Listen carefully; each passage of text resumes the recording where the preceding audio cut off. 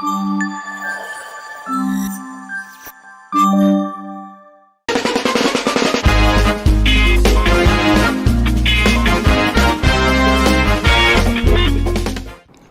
Hello, నమస్తే.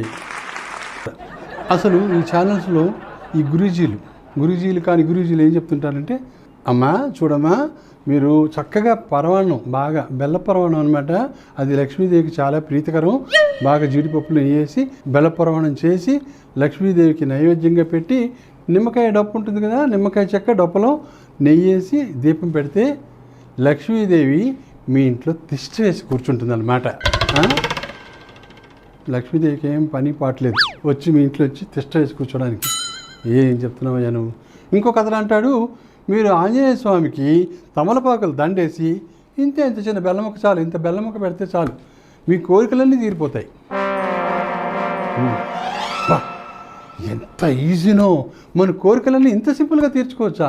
మనకి ఇన్నాళ్ళు ఈ విషయం తెలియదే, వెరిపీనుకులం మనం. అయ్యే బాబోయ్, చాలా ఈజీ. ఇంకొంతమంది ఈ డివోషనల్ ఛానల్స్లో భక్తులకి పరిష్కారాలు చెప్తారు. వీళ్ళు ఫోన్ చేస్తారు గురూజీకి, లైవ్లో చేస్తే వాళ్ళు రకరకాల పరిష్కారాలు కూడా చెప్తుంటారు అనమాట. అది ఎలా ఉంటాయంటే, ఒక ఆవిడ అనమాట ఫోన్ చేస్తుంది, ఏమండి గురువుగారండి మరేమోనండి, చెప్పమ్మా చెప్పు మరేమో అదేనండి చెప్తున్నానండి, మీరు వినిపించుకోండి. మరి మా మనవడు ఉన్నాడండి, ఏమో మరి సరిగ్గా కుదురుగా ఉండడండి, సరిగ్గా చదువుకోడండి, అసలు ఎవరు చెప్పిన మాట వినండి, చాలా మొండి రకం అండి, మరి ఏమన్నా పరిష్కారం చెప్తారా అని అడుగుతుంది. అప్పుడు ఈయన గురూజీ ఏమో, చూడమ్మా బాసర్లో సరస్వతి దేవాలయం ఉంది, అక్కడికి వెళ్ళి ఘనంగా పూజలు అవి చేయించండి, అంత సెట్ అయిపోతుంది, మీ మనవడు మళ్ళీ బాగానే ఉంటాడు. ఇంతకీ ఏం చేస్తుంటాడమ్మా మీ మనవడు, డిగ్రీ చదువుతున్నాడా? ఆ బెక్క అదండి గురువుగారండి, వాడు 1వ తరగతి చదువుతున్నాడండి అంటుంది. బుద్ధి ఉందా ఆవిడకి?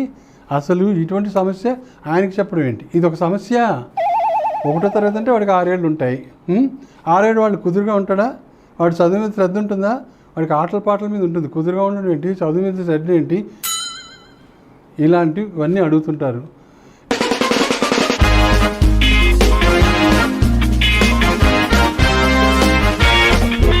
మోహను ఆ రోజు రాత్రి చాలా లేటుగా ఇంటికి వెళ్ళాడు, అర్ధరాత్రి ఇంటికి వెళ్ళాడు. లత మొగుండి ఏమనలేదు. తెల్లారి మాత్రం లత మోహన్ పీక పట్టుకుంది. అర్ధరాత్రి దాకా మీరు ఎక్కడెక్కడ తిరిగారు, ఏం చేశారు, అంత రాత్రి రావడం ఏంటి ఇంటికి అని కోపంగా అడిగింది. అప్పుడు నేనెక్కడ తిరుగుతానే బాబు, మా ఫ్రెండ్ రాజు ఉన్నాడు కదా, మేము ఇద్దరు కలిసి సెకండ్ షో సినిమాకి వెళ్ళాం అని చెప్పాడు. అప్పుడు లతకి ఇంకా మండింది. ఏంటి ఆ రాజుగాడా, వాడంటేనే నాకు చాలా ఒళ్ళుమంట, వాడు ఒట్టి జులై వెధవలాగా ఉంటాడు, మీరు వాడితో తిరగడం నాకు ఇష్టం లేదు, ఇంకోసారి కనుక రాజుతో తిరిగితే నేను ఒప్పుకోను, అంతే, మీ కాళ్ళు ఎరగొట్టేస్తాను మంది. మోహన్ సరేలే బాబు, వాడికి దూరంగానే ఉంటాను, ఇక్కడి నుంచి రాజుతో తిరగలే అని చెప్పాడు. చెప్పగానే ఇంతలో ఫోన్ మోగింది. ఆ ఫోన్ రాజు దగ్గర నుంచి వచ్చింది.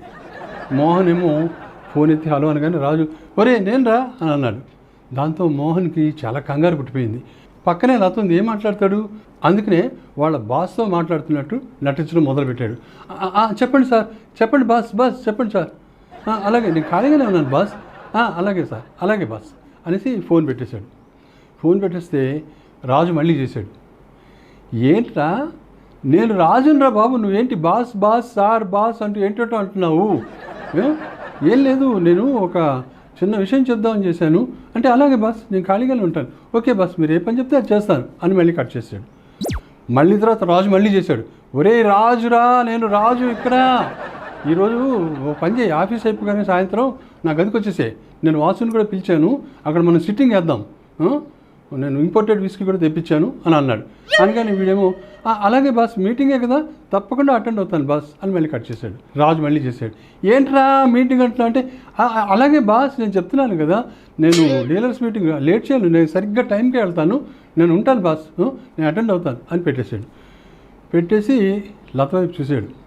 మా బాస్ మా డీలర్స్ మీటింగ్ ఉంది సాయంత్రం, అందుకనే నన్నే పంపిస్తున్నాడు, నేనంటే చాలా మంచి గురి అతనికి, అందుకనే నన్ను పంపిస్తున్నాడు. ఒక 5 నిమిషాల్లో రాజు డైరెక్ట్గా వీళ్ళ ఇంటికి వచ్చేసాడు. వచ్చేసి మోహన్తో ఇలా అన్నాడు, ఏంట్రా నువ్వు ఎవరనుకుని ఎవరితో మాట్లాడుతున్నావు, నేను రాజు అని చెప్పిన అనుకున్నా, బాసు మీటింగు బాసు సారు ఏంటంటో అంటున్నావు, ఈరోజు సాయంత్రం ఆఫీస్ నుంచి మా గదికి వచ్చేసి నేను వాసుని కూడా పిలిచాను, మనం సిట్టింగ్ వేద్దాం అన్నాడు. అప్పుడు లత సీరియస్గా మోహన్ వైపు చూసింది. అంతే. ఒక 5 నిమిషాల తర్వాత రాజు వెళ్ళిపోయాడు. రాజు వెళ్ళిన తర్వాత మోహన్కి ఏం జరిగిందో మీరు ఊహించవచ్చు.